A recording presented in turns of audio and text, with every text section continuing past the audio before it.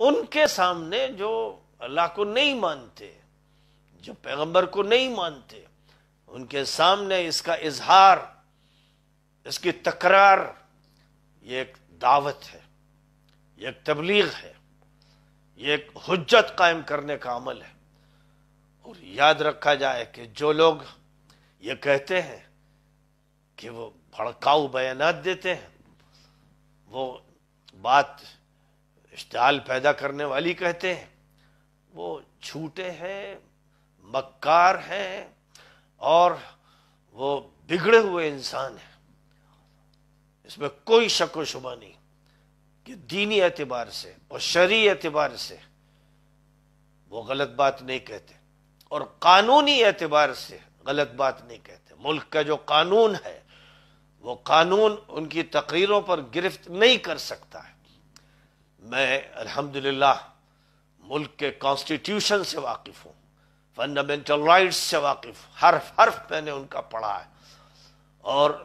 ایک وکیل کی حیثیت سے، بلکہ ایک جج کی حیثیت سے میں خود یہ طے کر سکتا ہوں کون سی بات قانون کے مطابق اور کون سی بات قانون کے خلاف ہے۔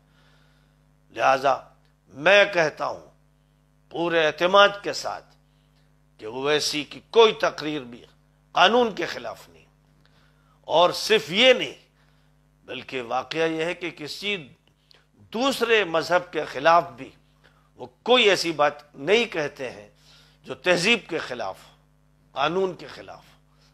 یقیناً اسلام کی بات کرتے ہیں، اسلام کی سربلندی چاہتے ہیں، وہ چاہتے ہیں کہ مسلمانوں کے پاس قیادت ہو، اور یہ قیادت اس لیے نہیں کہ صرف مسلم قوم کے مسائل حل کیے جائیں، بلکہ یہ قیادت، میں نے بار بار کہا کہ جب بھی قیادت اسلامی ہوگی، مسلم قیادت ہوگی، تو پھر اس میں لازمی طور پر سب سے زیادہ خیال مظلوموں کا رکھا جائے گا۔ مظلوم کسی مذہب کا ہو، مظلوم کسی برادری کا ہو، کسی طبقے کا ہو، جو بھی مظلوم ہوگا، جو پریشان حال ہوگا، جس کے اوپر زیادتی کی جائے گی،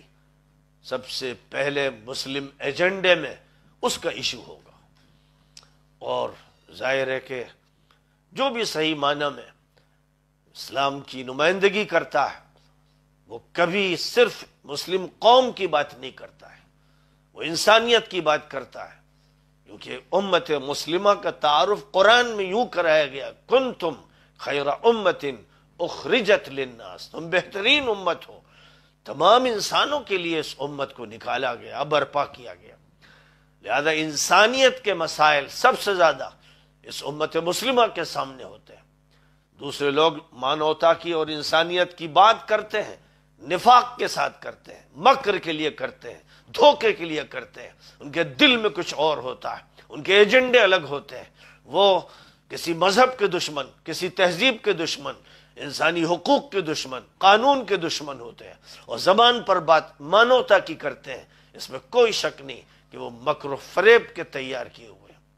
لیکن ایک مسلم اگر صحیح معنی میں مسلم ہے تو وہ مانوتا کے لیے، انسانیت کے لیے تڑپتا ہے، سسکتا ہے، بلکتا ہے، وہ صدا لگاتا ہے، مظلوموں کے لیے صدا لگاتا ہے۔ ہمارے قانون میں جن کو ایس سی اور ایس ٹی اور او بی سی کہا جاتا ہے،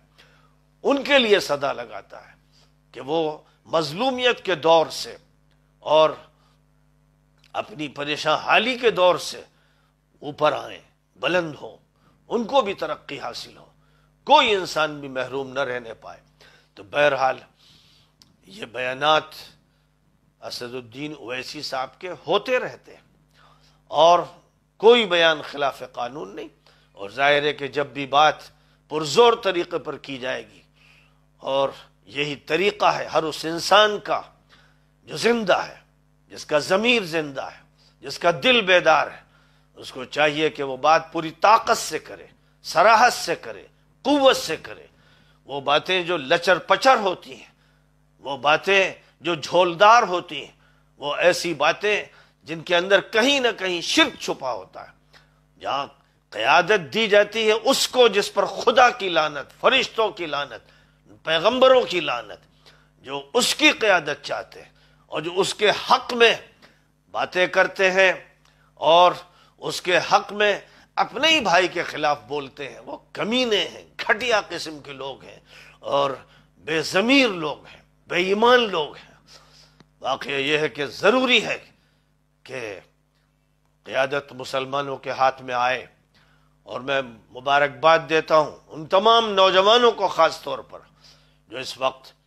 MIM کا ساتھ دے رہے ہیں، اس کے ساتھ کھڑے ہیں اور پورے جوش کے ساتھ کھڑے ہیں، ساتھ دے رہے ہیں۔ وہ قابل مبارکباد ہیں، وہ اس قوم کے زندہ افراد ہیں۔